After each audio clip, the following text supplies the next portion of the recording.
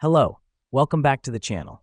Today we're diving straight into how you can use Todoist for customer follow-ups, a crucial part of maintaining customer relationships in 2025. First off, you'll want to create a new project specifically for your customer follow-ups. Doing so provides a dedicated space where all your follow-up tasks will be housed. This means less clutter and more focus.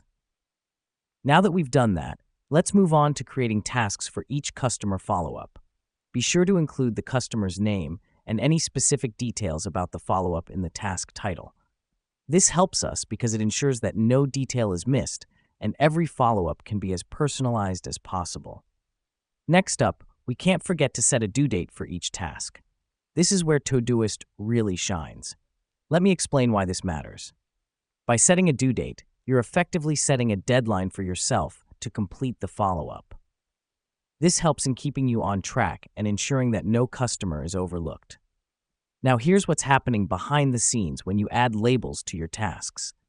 Labels help to categorize your tasks, making them easy to find when you need them. For instance, you can use labels like urgent, this week, or new customer to quickly identify the tasks that need your immediate attention. Now that we've covered the basics, let's talk about reminders. Reminders are like your personal assistant, giving you a nudge when a task is due. Setting up reminders ensures that you never miss a follow-up. The reason we do this is to provide an extra layer of assurance and help us stay on top of our tasks. And there you have it, a quick and easy way to use Todoist for customer follow-ups.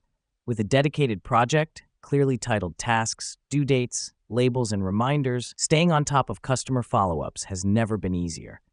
Thank you for tuning in, and remember, organization is the key to effective customer follow-ups. Until next time.